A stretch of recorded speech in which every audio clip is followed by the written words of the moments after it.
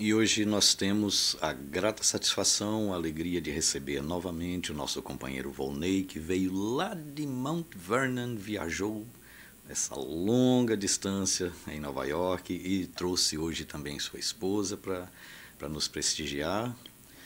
Vamos convidá-lo, que ele vai nos falar hoje sobre Ninguém é Inútil. Nosso carinho, vamos envolvê-lo com nossa melhor energia.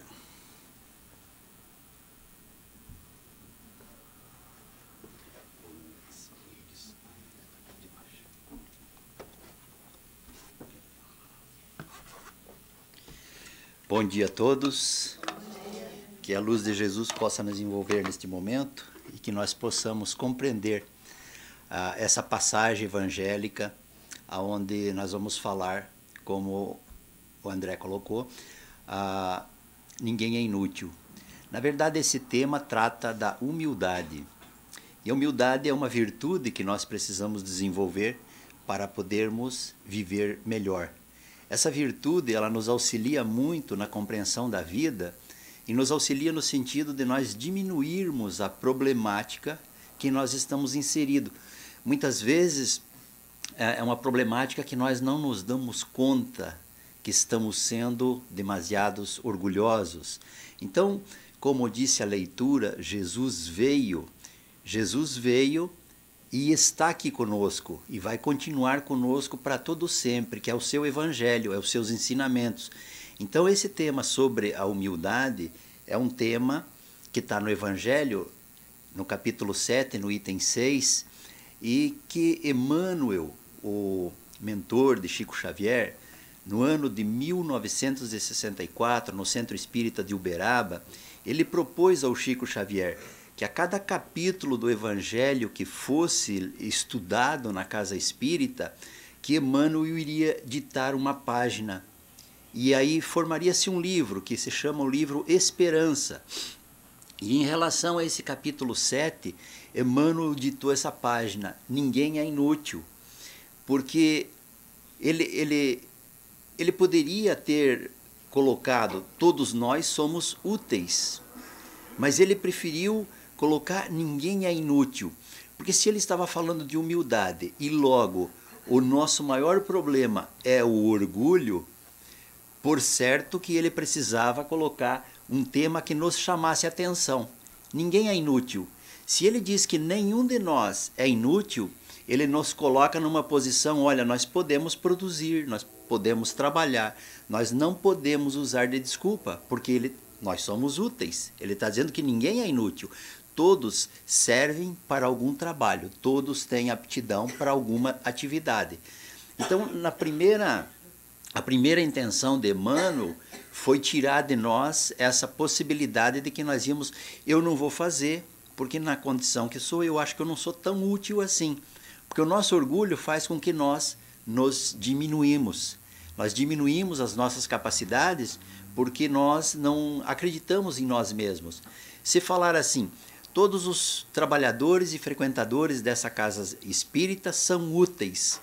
Vai ter algum trabalhador ou algum frequentador que vai dizer assim, não, deve ser os outros que são úteis, porque eu vou lá de vez em quando, porque eu só assisto palestra, ou eu só coloco água, eu só faço tão pouca coisa que meu trabalho não é assim, não é de mim que eles estavam falando. Emmanuel não estava falando de mim. Por isso que ele não colocou, todos vós sois úteis. Ele colocou, ninguém é inútil. Então pronto, acabou as desculpas e nós temos o compromisso de cumprir com as nossas obrigações e com o nosso trabalho. E ele está ligado com esse capítulo da humildade. Emmanuel, ele descreve para nós nesse livro, ele se utiliza de 3 exemplos. Um dele é o avião, o outro é a eletricidade e o outro a água encanada. Ele começa explicando que a água encanada, para chegar na nossa torneira, tem um processo de captação, trabalho, tratamento, a distribuição em grande escala e depois a distribuição em escalas menores e depois menor ainda para cada casa, a tubulação vai diminuindo. Quando se faz o tratamento para uma cidade toda, se divide para bairros, se divide para casa, se divide para uma torneira da pia da cozinha, uma torneira do banheiro. Então, ele demonstra a importância de cada parte da distribuição da água. Assim ele se utiliza da eletricidade, também ele faz a mesma coisa, que a eletricidade ela precisa de fazer a represa de água, a produção da energia, a distribuição da energia, tudo em processo. Nenhuma dessas partes pode ficar fora desse processo, porque se houver captação, produção e não houver distribuição, a energia não serve para nada. Se houver distribuição em uma quantidade muito alta, também não vai servir para as casas, que é numa tensão mais baixa. Então, o que Emmanuel quer colocar para nós é a importância de cada etapa, de cada evento desse. Assim somos nós no nosso trabalho. A importância de cada trabalhador, a importância que cada um desenvolve, não importa o tamanho do seu trabalho que você faça, seja no seu lar, seja na casa espírita, seja no seu trabalho, ou seja na sociedade de uma forma geral, aonde nós vivemos. O trabalho que cada um de nós faz é de suma importância, é indispensável, precisamos continuar efetuando esse trabalho, por menor que seja esse trabalho, porque se faltar uma peça desse trabalho, o trabalho não será concluído, a tarefa não será feita. E ele traz, eu trouxe o exemplo do avião, aonde ele coloca que o avião transporta o homem de um lado para o outro da Terra, mas não é um gigante autossuficiente. A fim de levar, se precisa do combustível. O combustível solicita motores que o aproveitem. Os motores reclamam elementos que se constituem. Isso, porém, ainda não chega. Para que a máquina voadora satisfaça os próprios fins, é indispensável se lhe construa um campo de pouso. Também, nesse exemplo, ele está usando o avião. O avião, ele parou nessa explicação, ele poderia falar que o avião precisa do piloto, precisa do comissário, precisa da uma série de outras coisas, controlador de voo, mecânicos para manutenção, e que nenhuma dessas partes pode ficar fora. Se tirar o motor, o avião não voa. Se não tiver o aeroporto, o avião nem sobe nem desce. Se não tiver o combustível, o motor não funciona.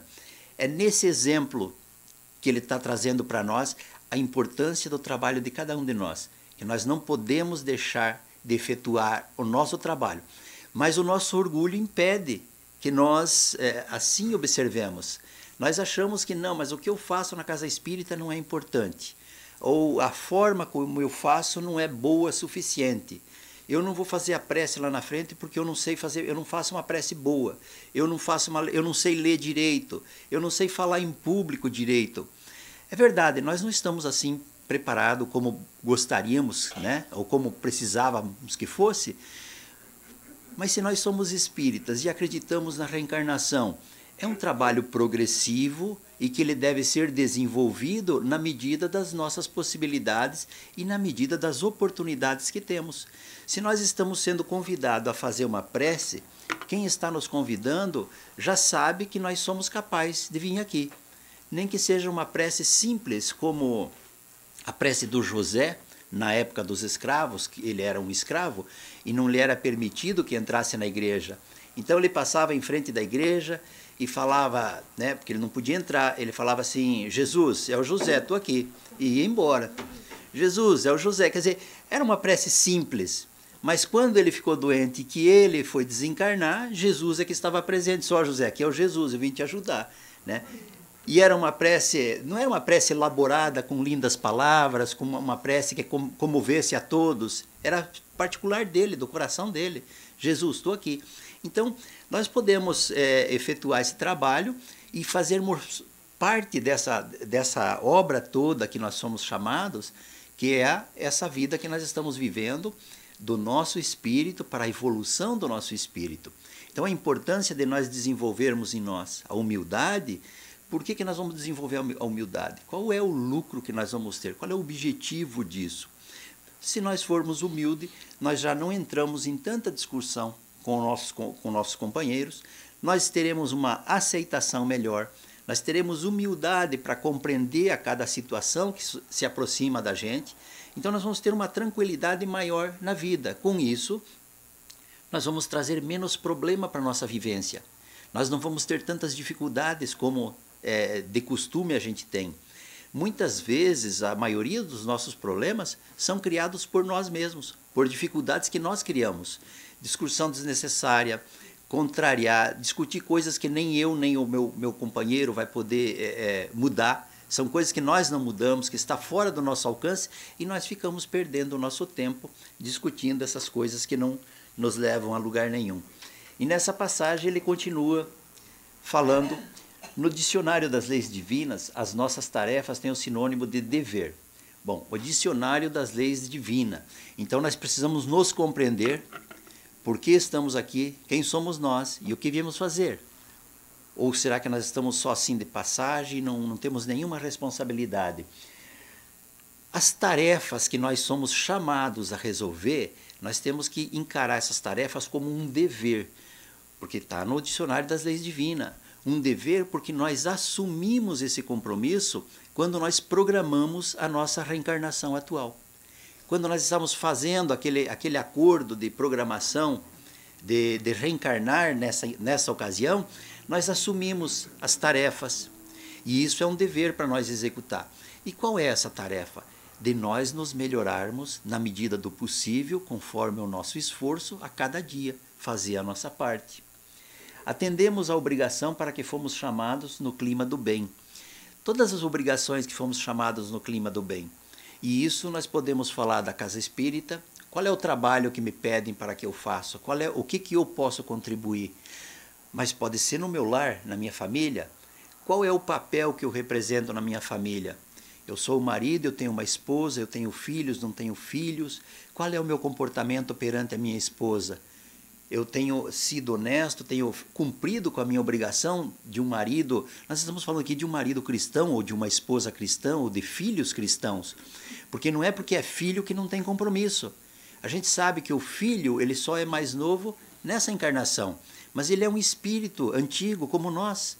Nós já estamos numa idade madura agora. E as crianças estão ainda fazendo o seu processo evolutivo nessa encarnação. Mas eles não são jovens de espíritos. A gente não sabe a idade de uma criança. Ele pode ter 10 anos nessa atual encarnação, mas ele pode ser um espírito milenar, que vem para auxiliar, e nós não nos damos conta nisso. Então é importante nós saber que as tarefas no bem, que nós assumimos o compromisso de realizar, nós somos convidados a fazer isso. É um dever nosso de fazermos da melhor maneira que nós pudermos. É uma questão de desenvolver a humildade, de saber, não importa o tamanho da tarefa que eu tenho que fazer. Eu não posso julgar que a minha tarefa seja mais importante do que a do outro, porque se nós voltarmos para o avião, qual é mais importante? O motor, o combustível, o piloto, o aeroporto? Qual que é a parte mais importante? Se sem qualquer uma dessas o avião não vai decolar. Então, todos os trabalhos que se tenha dentro de uma família, seja de marido, de esposa, de filho, dentro da casa espírita, seja do presidente ou seja de quem faz a faxina do centro espírita, todos têm a sua responsabilidade. E no momento, nós somos chamados a desenvolver esta tarefa e nos preparar para outras tarefas que vão vir, né? Nós não vamos ficar estacionados, vai depender da nossa boa vontade, de nós nos melhorar, saber que nós somos filhos de Deus e temos potencial. Nós temos o potencial. Se ainda não fazemos uma tarefa mais elevada, é uma questão de tempo. Mas nós seremos espíritos de luz. Para sermos espíritos de luz, nós temos que passar por todas as etapas, por todos os trabalhos, e se hoje não somos, amanhã com certeza seremos. O amanhã é um dia que está em aberto para ser ainda vivido por nós. E nós vamos chegar nesse estágio de fazermos esse desenvolvimento. A moral de Jesus se resume na caridade e na humildade, isto é, as duas virtudes contrárias ao egoísmo e ao orgulho. Em todos os seus ensinos, ele aponta essas duas virtudes como sendo as que nos conduzem à eterna felicidade. Se nós ficarmos falando do egoísmo e do orgulho, nós vamos ficar patinando no lugar. Porque todos nós somos um pouco egoísta, um pouco orgulhoso, mais ou menos todos somos, porque são vícios que nós trazemos de um espírito ainda imperfeito nessa busca da perfeição. Agora, se nós trabalharmos a caridade e a humildade, que são as virtudes que eliminam o orgulho e o egoísmo, aí nós vamos estar caminhando. Porque nós vamos estar preocupados, o que eu posso fazer para melhorar a minha humildade? O que é ser humilde? Será que aceitar tudo que as pessoas falam, não ter discernimento, não ter opinião própria? Não, não é. A humildade consiste em nós não querermos tirar proveito de situações, de nós nos colocarmos no nosso lugar, sabermos que nós temos um espaço a ser ocupado com uma certa humildade, sem o orgulho, sem a pretensão de querer ser maior do que somos. Somos o que somos e assumir isso e trabalharmos. E a caridade, porque não há como dizer assim, aquela pessoa é muito humilde, ela é muito humilde, mas não é caridosa, é uma pessoa egoísta. Então são virtudes que andam junto. Nós precisamos desenvolver a caridade. A caridade não é só de sair dando bens materiais, também é dar bens materiais, mas principalmente a caridade é você dar um sorriso, é você dar um bom dia, você respeitar as pessoas, compreender, ter paciência. A pessoa pode ser a mais difícil que for em determinada situação, mas nós termos a compreensão porque ela está em desequilíbrio naquele momento. E quem sabe eu não vou me desequilibrar amanhã, ou quem sabe ontem eu já não fui um desequilibrado, que fui auxiliado para poder me equilibrar e para poder estar mais tranquilo nesse momento. Mas que ainda falta muito, eu ainda vou precisar de muito auxílio para me alçar mais do que eu preciso. Então é essa caridade de nós ver a necessidade do outro, que é uma caridade misturada com compaixão. A dificuldade do meu semelhante me incomoda e me faz com que eu reflita como que eu posso auxiliar. E na pior das hipóteses, eu posso auxiliar com uma oração, posso auxiliar com um pensamento positivo, posso, quando a gente fala uma oração, pode ser um pensamento de que Jesus auxilie essa pessoa, esse espírito nessas dificuldades.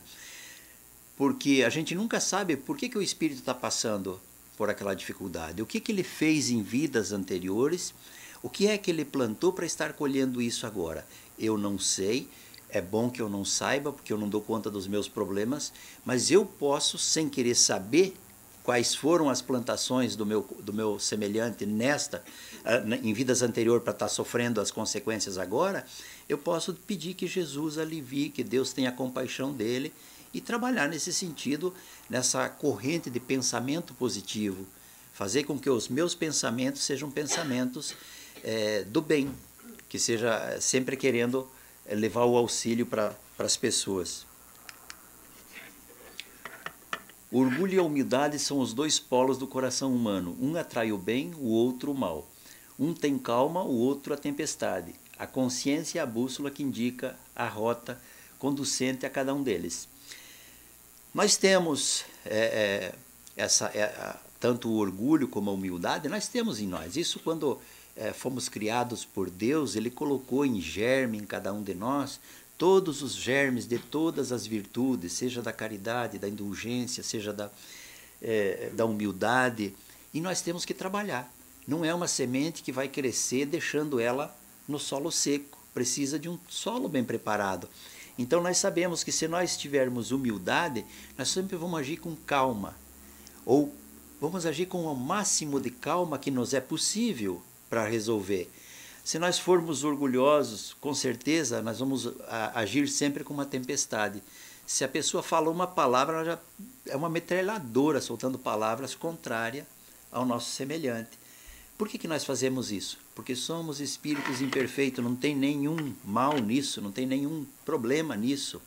O problema tem em nós não procurar nos melhorar, nos conhecer e nos compreender. Saber, olha, eu sou um espírito em evolução, eu cometo esses tipos de erro, mas eu já sei que não posso mais cometer. Eu tenho que me melhorar, eu tenho que trabalhar, eu tenho que buscar. Primeiro, escutar, como Joana de Ângeles, ela recomenda, no livro Paz e Saúde, ela diz assim, quando um problema chegar até você, você não reaja, escute, preste atenção no problema, internalize, aí saia fora do problema, porque o problema foi trazido até você, não é você o problema. Você só teve conhecimento do problema. Agora saia fora do problema, veja o problema para fora e como que você pode auxiliar para essa pessoa resolver o problema, ou se está ligado com você, como que vocês vão resolver esse problema. Mas deixa o problema fora, Porque quando nós entramos no problema, e nós entramos com toda a força, com todo orgulho, brigando, gritando, contrariando, não é assim, não é assim, e aí nós não resolvemos, porque nós não levamos a calma, que faz parte da humildade. Nós levamos a tempestade, que faz parte do orgulho. Então, esse direcionamento do Evangelho que nos orienta de como seria bom nós agirmos sempre pela humildade, com esse objetivo de fazer com que nós não crie essa quantidade de energias negativas para o nosso organismo que vai gerar uma doença física no nosso corpo. Então essa é a consequência de reagirmos com orgulho, como uma tempestade. Nós vamos produzir energias negativas e que isso vai desenvolver algum tipo de doença. Pode ser uma úlcera, pode ser um câncer, pode ser uma gastrite, pode ser qualquer coisa que venha te incomodar, te dar outros problemas, que nós não precisávamos desses problemas. Esses problemas são problemas extras, plantados pelas nossas atitudes. Mas o nosso compromisso é de trabalhar para nós podermos eliminar isso. A indulgência é outra face da caridade. A importância da indulgência, porque o significado de indulgência no Evangelho diz que nós devemos não apontar a falha dos nossos semelhantes, mas sim, se eu tivermos que fazer, que façamos no particular. Se é uma falha que o meu semelhante deva ser corrigido, que eu chame ele no particular, porque é uma questão de humildade. Se eu aqui de público apontar o dedo para o meu semelhante, olha, você fez isso de errado e você tem que corrigir, quer dizer, eu estou querendo corrigi-lo ou eu estou querendo me mostrar para a sociedade que eu percebo o erro do meu semelhante? Então, isso não é indulgência.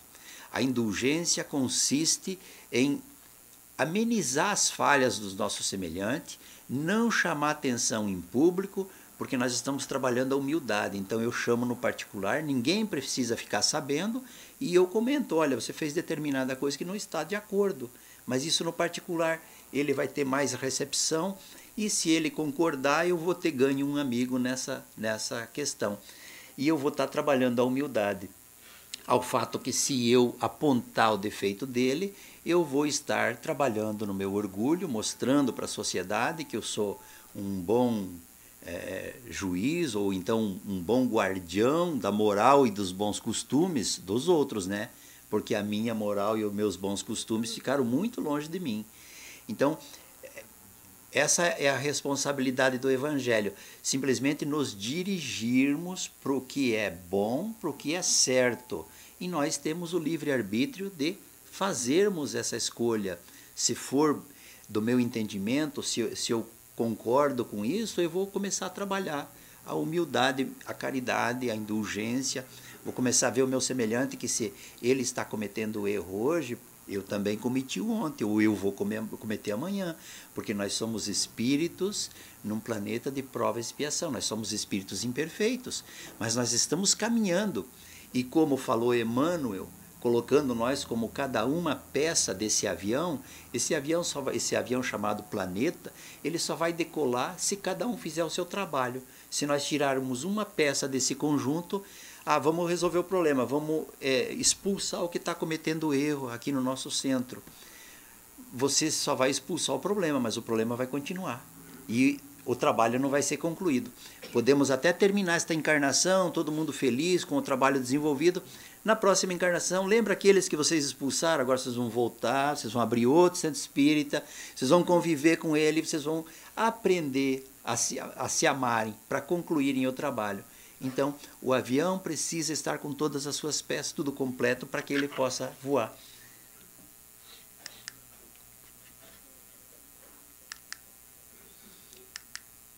Ninguém é inútil, e aquele que a si mesmo se humilhar será exaltado. Jesus. Lucas 14:11.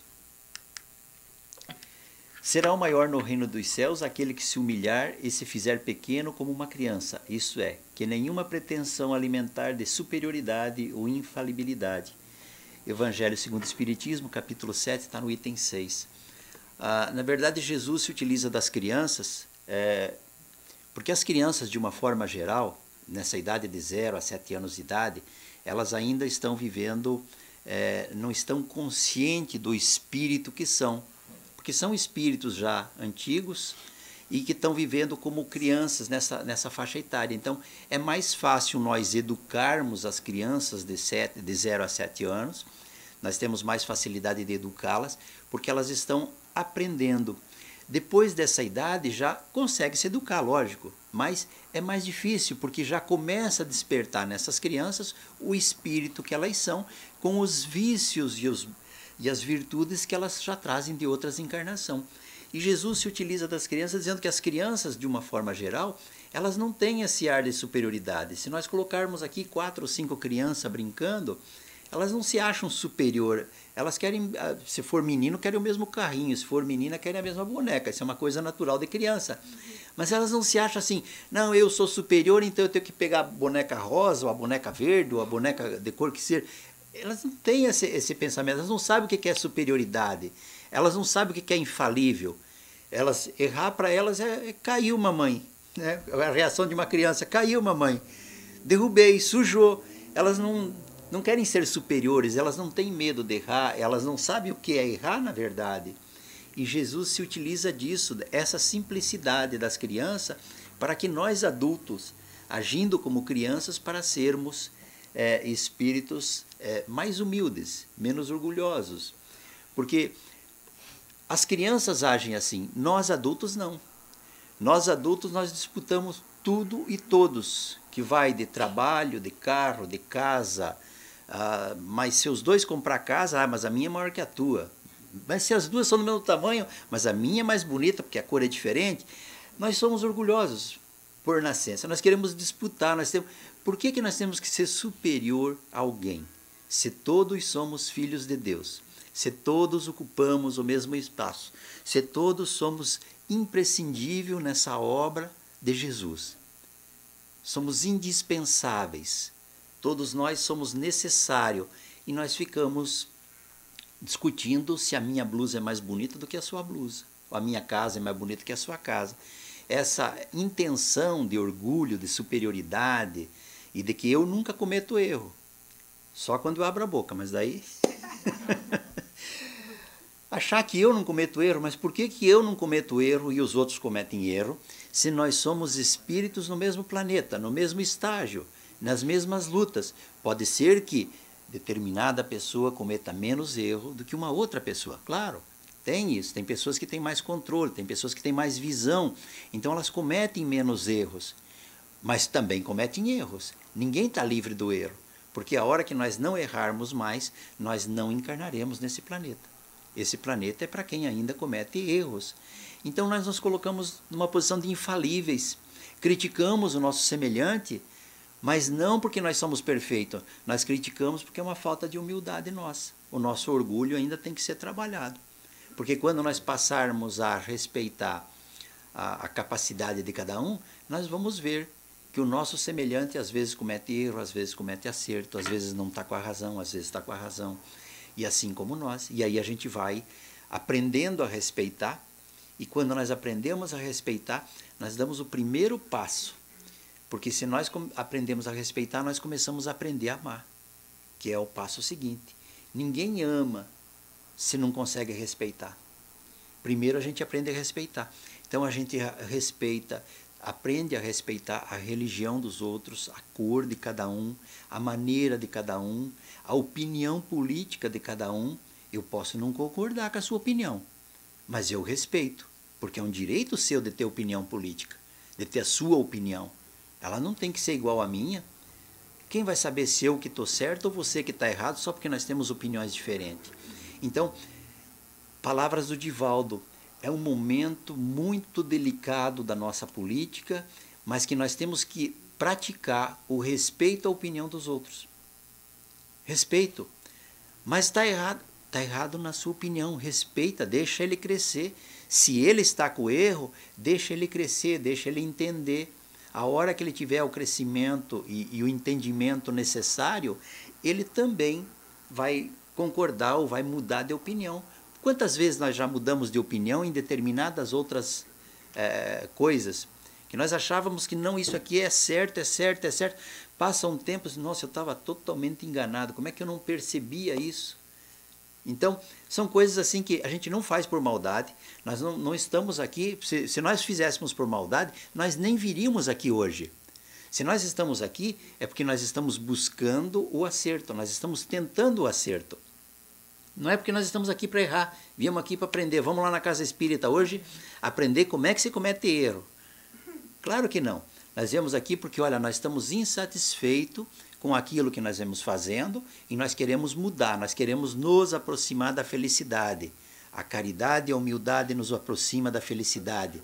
A felicidade é quando nós formos mais espíritos mais puros. Nós vamos alcançar esse estágio, mas por enquanto ainda nós estamos trabalhando essas virtudes, ainda não está no nosso alcance. Mas o Evangelho nos dá essa possibilidade de reflexão. Olha, Jesus está falando para nós agirmos assim. Jesus é uma referência. É Jesus que trouxe esses ensinamentos. Olha, se vocês querem alcançar a felicidade, trabalhem essas virtudes. Não é porque você é menor que ninguém, não é porque você é maior que ninguém. Trabalhe para que você seja um espírito de luz, para que você seja um espírito ministro de Deus, que você vai trabalhar em favor dos outros, assim que nós estivermos preparados. Ninguém vai ser convidado a fazer nenhum trabalho se não estiver preparado. Todo o trabalhador preparado, o trabalho automaticamente vai aparecer. Mas isso requer paciência, estudo, perseverança, humildade, compreensão, respeito. São todas virtudes que nós vamos ter que ir trabalhando e adquirindo essas virtudes, porque não adianta nós dizer, eu sou humilde. Falar é fácil. Agora, as minhas atitudes no dia a dia me descrevem como uma pessoa humilde? Estou longe da humildade, mas estou consciente que o orgulho me atrapalha. Estou consciente que preciso trabalhar a minha humildade. Eu preciso melhorar. Então, aonde que eu preciso melhorar? Na conversação com meus semelhantes, na casa espírita, a maneira como eu coloco as minhas posições na casa espírita. Não, aqui tem que ser assim. Nós tem que ser assim na casa espírita, ninguém é dono. Todos nós trabalhamos para Jesus. Então, como que tem que ser assim? Se Jesus estivesse aqui, ele diria tem que ser assim? Ele não diria. Ele ia recomendar qual era a melhor atitude, mas não dizer. Então, por aí nós vamos medindo o nosso orgulho. Agora, se nós chegamos na casa espírita assim, olha, seria bom fazer uma mudança? Como que nós poderíamos fazer? E deixa em aberto, todos podem participar, todos podem dar opinião. E aí, por uma questão de lógica, de bom senso, todo mundo vai compreender que se fechar a porta, ninguém entra e ninguém sai. Mas se deixar a porta aberta, as pessoas podem entrar e sair. Quer dizer, é uma coisa simples a gente mudar o nosso comportamento. Aparentemente é simples, mas mudar o nosso orgulho para a humildade requer muito trabalho, entendimento, compreensão, paciência, tempo. Estas máximas decorrem do princípio da humildade que Jesus não cessa de apresentar como condição essencial da felicidade prometida aos eleitos do Senhor, que se formulou assim: bem-aventurados os pobres de espíritos, porque o reino dos céus lhe pertence. Quando Jesus falou dos pobres de espíritos, naquela época nós não entendíamos, porque nós não tínhamos ainda desenvolvimento intelectual para compreensão, porque nós estávamos muito atrasados intelectualmente. Mas era uma parábola que ele sabia que ela ia varar o tempo, que ela ia prevalecer em outros tempos. E nos tempos atuais nós podemos compreender. Quando ele fala pobre de espírito, é para aqueles que não são orgulhosos, para aqueles que não têm a pretensão de ser infalível. Aqueles que trabalham com mais humildade. Esses é que vão herdar o reino dos céus. É para os humildes. E não necessariamente dizer assim, olha, eu moro numa casa de chão batido, eu ando com roupa remendada, eu sou um pobre, eu não tenho comida. Não, você é um preguiçoso. Porque o mundo está aí cheio de oportunidade. Vai trabalhar e vai melhorar a tua situação. Pobre, humilde de coração, é como nós tratamos os nossos semelhantes. Essa humildade que Jesus estava falando. Ele não estava falando de humildade material. Tem os humildes materiais, mas esses que são humildes materiais, normalmente, na maioria, eles não se colocam nessa posição de que eles herdarão o reino dos céus. Eles são humildes por uma questão social do momento, É um espírito que em outras encarnações, por alguma forma, ou fez ou não fez. Porque tanto ele pode ter feito abuso dos poderes econômicos em outra encarnação e agora ele vem numa expiação da pobreza. Ou ele pode ter sido uma pessoa que já não trabalhou, que não fez por onde em outras encarnações e ainda o serviço está por ser feito.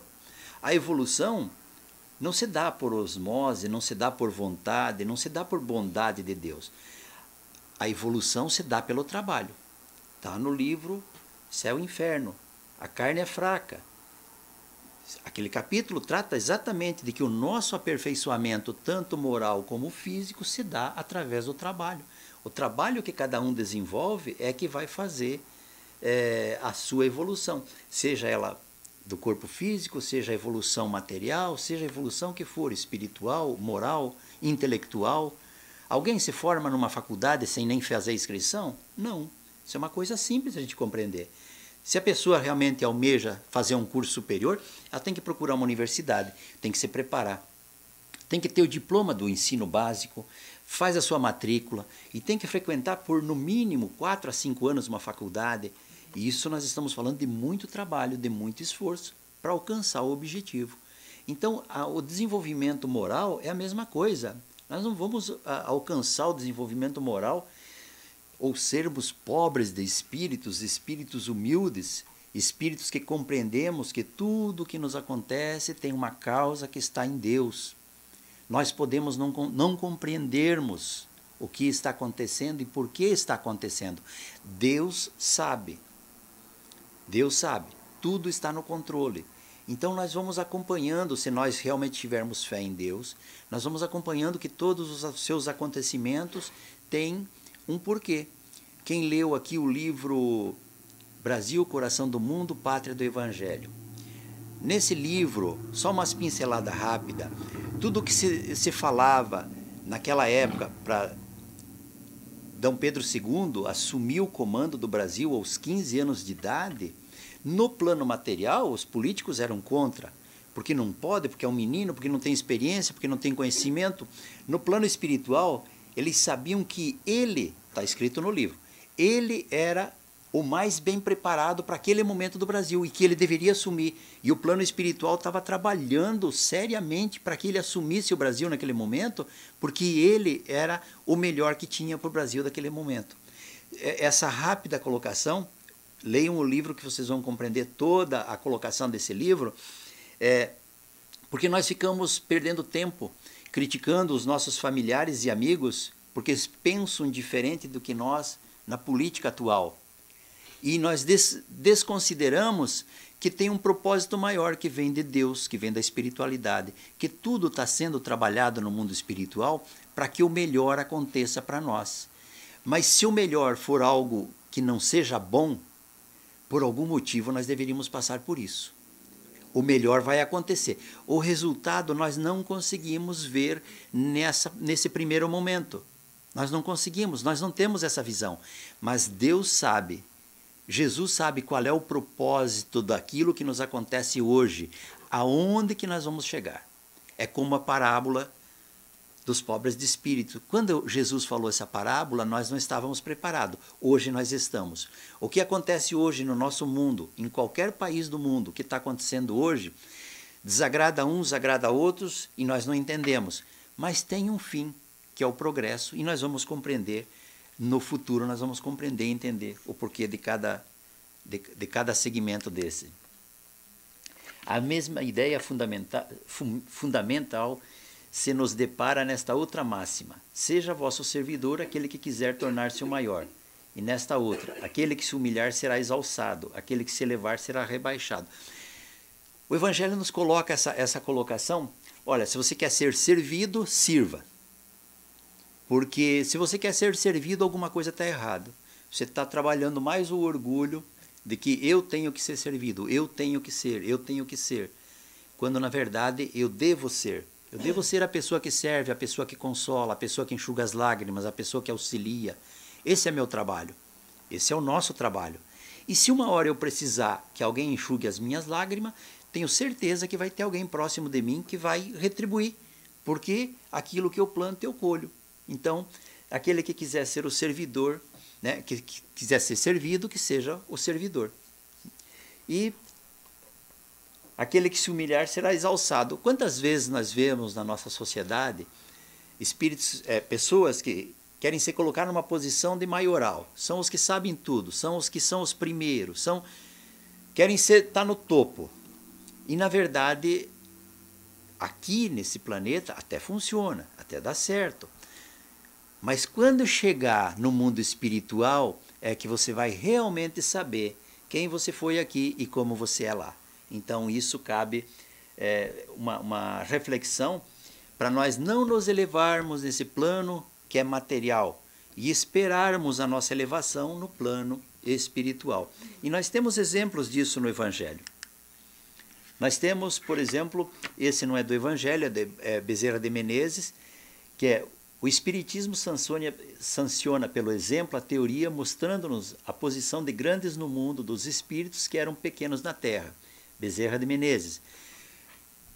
Aqui na Terra, Bezerra de Menezes, ele foi médico, ele foi empresário, ele trabalhou em benefício da comunidade, ele foi político, ele trabalhou em benefício da escravidão, ele era contra a escravidão, ele fez um movimento no Rio de Janeiro, na época, para que a abolição fosse cumprida. E, como empresário, ele lidava com estradas de ferro e construção de ferrovias, e era uma época que não tinha nada a ver com os tempos atuais. Naquela época só ganhava a licitação quem dava propina. Não tem nenhuma ligação com agora, né? Mas o que se sabe da história é que desde que Dom João VI foi para o Brasil, a propina foi instituída na compra das cortinas do palácio de Dom João VI. Para comprar as cortinas foi dado propina. Então, de lá para cá, a propina se estabeleceu. Mas como Bezerra de Menezes, ele era uma pessoa correta, de valores morais elevados. Ele não concordava com nada que fosse errado. Então, as empresas dele logo faliram. Ele se tornou político. Ele era detestado até por seus companheiros de partido, porque ele não fazia conchavos. Ele não se permitia fazer. Os conchavos na política são para criar uma lei para nos beneficiar, não para beneficiar o povo. E ele não concordava. Então, os próprios companheiros de partido dele o detestavam. Ele foi vereador no Rio de Janeiro, ele foi deputado estadual, chegou a ser indicado para senador em uma ocasião, mas o nome dele não era bem aceito, porque ele era a pessoa do bem. E como médico, ele atendia todos, principalmente quem não tinha dinheiro. Além de atender a todos, quando as pessoas não tinham dinheiro para comprar o medicamento, ele dava do próprio bolso. Mas às vezes as pessoas vinham no consultório com determinadas doenças e não estavam doentes. Na verdade, era anemia, era falta de comida. Então ele receitava arroz, feijão e dava dinheiro para a mãe. Olha, compra comida para tua filha, ela não está doente. Ela não tem problema físico, problema de saúde, ela tem problema de fome. E ele dava o dinheiro. Ele tinha 2 consultórios, um no centro do Rio e outro no bairro. No bairro era só os pobres. No centro ele atendia, porque ele ficou famoso por atender tanta gente assim, ele atendia os ricos. O dinheiro que ele pegava de um, ele repassava para os pobres do outro.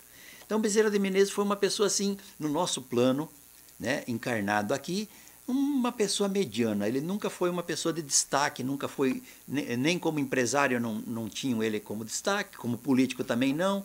E como médico ele atendia mais os pobres, ele era venerado pelos pobres, mas os ricos não tinham lá esse valor. Os primeiros ao morrer levam consigo aquilo que faz a verdadeira grandeza no céu, que não se perde nunca, as virtudes. Quando Bezerra de Menezes desencarna, chega no plano espiritual, ele levou as virtudes com ele. Todo o bem que ele fez para o povo brasileiro nesta última encarnação, só falando dessa última, e as outras virtudes que ele tinha, ele levou com ele. E quando ele chegou no plano espiritual, ele foi recebido por espíritos elevados que vieram lhe auxiliar. E em seguida ele recebe um emissário de Maria, convidando ele que ele poderia habitar no planeta que ele quisesse, para continuar o desenvolvimento moral dele. E ele falou, se eu puder escolher, eu quero continuar trabalhando pelos irmãos da Terra. Então esse foi um exemplo de um espírito que não procurou os primeiros lugares, não quis ser destaque aqui no plano material, mas foi destaque no mundo espiritual. E nós temos um exemplo daqueles que são grandes aqui na terra, mas que chegam no mundo espiritual são pequenos. E ela diz assim, bem pequenos muitas vezes, os que na terra eram os maiores e os mais poderosos. Estes tiveram de deixar aqui tudo o que lhes constituía a grandeza terrena e que não leva para outra vida. A riqueza, os títulos, a glória, a nobreza do nascimento. Nada mais possuindo senão isso. Chegam ao mundo privados de tudo, como náufragos que tudo perderam, até as próprias roupas. Conservaram apenas o orgulho que mais humilhante lhes torna a nova posição, porquanto vêm colocados acima de si, resplandecentes de glória, aqueles que na terra espezinharam. Uma rainha de França. Está no Evangelho, no capítulo 2, Instrução dos Espíritos. Então, a rainha de França, ela era uma rainha. Ela espezinhava, ela pisava em todo mundo, porque ela tinha o poder. Mas quando ela desencarna, ela vê acima dela, ela leva com ela só o orgulho. E foi mais humilhante para ela, porque ela vê acima dela espíritos que na terra, quando ela era rainha, eram seus subalternos. Era quem serviam a rainha. E agora no mundo espiritual estão acima dela. Porque desenvolveram as virtudes, desenvolveram a moral. E ela não. Ela ficou com os títulos, com a posse, com o orgulho. E quando ela desencarna, tudo isso ficou para trás. Ela não conseguiu levar com ela. Porque esses valores nós vamos deixar. Nós também deixaremos. O nosso carro vai ficar, nossa casa, o apartamento, o sítio, tudo vai ficar. O que nós vamos levar é as lágrimas que nós tenhamos enxugado pelo caminho em que vivemos. Isso nós levaremos conosco. Essas virtudes nós levaremos. E quando nós chegarmos no mundo espiritual, não há do que reclamar, porque nós já... Se aqui recebemos, estamos numa posição de maioral, nós já recebemos o pagamento. Se nós estamos numa posição de servidor, nós estamos levando conosco esses benefícios de termos servido. Nós levaremos conosco. E quando nós chegarmos no plano espiritual, nós vamos receber o pagamento conforme o nosso trabalho. E a rainha de França, ela continua e diz assim, para preparar um lugar no reino, são necessários a abnegação, a humildade e a caridade, a benevolência para com todos. Não se pergunta o que fostes, que posição ocupaste, mas o bem que fizeste, as lágrimas que enxugaste. Instrução dos Espíritos, capítulo 2 do Evangelho segundo o Espiritismo. Então, Jesus veio para dar essa oportunidade para nós prepararmos o caminho. O Evangelho é essa oportunidade. É a nossa escolha, o nosso livre-arbítrio. Se nós entendermos essas mensagens e aplicarmos na medida do possível, na medida das nossas condições, o que nós já podemos fazer? Não importa o quanto eu posso fazer, mas se eu tomar consciência de que eu devo fazer, eu vou estar preparando esse lugar para mim, para que quando eu for, eu tenha esse lugar preparado com as minhas habilidades, com as minhas condições e nunca me colocando numa posição de que eu não seja capaz. Eu sou capaz, eu sou útil, eu sou indispensável e eu posso fazer parte do trabalho. Mas eu não sou insubstituível, eu não sou infalível, eu preciso do auxílio dos outros. Eu coloco um tijolinho na construção e os outros também vêm e colocam um tijolinho. Cada um coloca seu tijolinho e a casa vai estar pronta e a gente sempre vai poder dizer nós fizemos e trocar o eu fiz, eu faço, nós fazemos, nós podemos, mas eu não. O Espiritismo aponta-nos outra aplicação do mesmo princípio, nas encarnações sucessivas, mediante aos quais que, numa existência, ocuparam as mais elevadas posições, descem em existência seguinte as mais ínfimas condições, desde que os tenham dominado o orgulho e a ambição. A reencarnação, o espírito, ele tem a possibilidade de vivenciar nesta encarnação aquilo que cada um de nós é. E se nós nos deixarmos que o orgulho e a ambição tomem conta das nossas vidas nesta encarnação, numa encarnação seguinte, futura, nós vamos vir em situação mais precária, mais difícil. Se nós já estamos achando que a nossa situação é difícil nesse momento, imagine a situação se nós deixar que o orgulho e a ambição nos tomem conta. Porque o orgulho é um desrespeito com o nosso semelhante, porque nós já temos entendimento que somos filhos de Deus. A ambição é quando nós, por conseguir bens materiais, Nós passamos por cima de todos e de tudo. Não respeitamos nada. Fazemos qualquer coisa para alcançar uma posição, como se essa vida fosse a única, como se nós não tivéssemos vidas futuras. Então, se nós deixarmos que a ambição e o orgulho tome conta das nossas atitudes, nós realmente viremos em uma próxima encarnação em situação bem mais complicada do que essa. Então, essa é uma observação muito importante para nós não deixar que o nosso comportamento caia nem pela ambição. E fica claro nessa ambição que ele diz assim: haja com honestidade, não seja ambicioso, no sentido, ambição de desrespeitar. Mas ele não está dizendo não possua bens, não trabalhe pelo seu melhoramento, não está dizendo isso. Ele está dizendo que a nossa ambição desrespeitosa, uma ambição com orgulho, que eu não respeito, eu não reconheço no meu semelhante alguém que precisa da mesma forma que eu preciso. Porque se é meu irmão, se é minha irmã, precisa da mesma forma que eu preciso. Aquilo que eu almejo para minha felicidade, o meu semelhante também. Então, se eu trabalhar com humildade e com respeito, ao invés da ambição, aquilo que for meu virá automaticamente. O que não for meu, que vá para o meu semelhante. Ele precisa tanto quanto eu. Então, a gente muda a maneira de ser para adquirirmos menos problema e para podermos, numa próxima encarnação, virmos melhor do que viemos nessa. Com certeza viremos melhor. A mesma ideia fundamental fundamenta-se, depara na máxima que se o vosso servidor... eu esqueci de deletar esse último parágrafo aí, porque na verdade eu havia colocado numa página só, e aí ficava muito pesado de letra para você ler. Eu falei, não, eu vou fazer outra. E daí eu acabei repetindo e não apagando a anterior. Mas eu já falei sobre esse slide, que é aquele que quiser ser o servido, que seja o servidor, né? Que seja aquele que vá servir a todos os outros. E a humildade, ela nos propicia uma oportunidade de evolução. É uma oportunidade de ouro para a nossa evolução. O Evangelho é uma ferramenta indispensável para a nossa evolução. E Jesus só está nos orientando. Mas como nós temos o livre-arbítrio de fazermos aquilo que nos convém, aquilo que nos é melhor no momento, o único compromisso que nós devemos ter, para não nos cobrarmos demais, é que nós devemos nos esforçarmos para pôr em prática isso. Porque estamos falando do Evangelho, é um guia que nos orienta, mas não quer dizer porque eu vim falar que eu já faça. Eu estou no processo também de compreender essas mensagens do Evangelho para poder colocar em prática. Essa é a proposta. Nós nos esforçarmos para tentar colocar em prática o Evangelho de Jesus. Cada um com as suas forças, com as suas limitações, e muitas vezes nós vamos errar. E muitas vezes nós vamos estar cometendo algo, mas como nós temos consciência do que é o certo, nós vamos mudar de rumo e tentar acertar.